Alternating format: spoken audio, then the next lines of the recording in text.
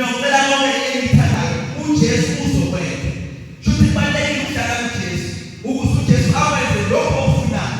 Futhi kubalulekile ukuthi noma ukhuleka kodwa ukhuleke uhleli uJesu uhamba noJesu. Engithanda ngoJesu uJesu akazophela esikoleni kodwa uzohamba nawe usevasini. Afike kuzo zonke izinto ezikole ezweni. Haleluya.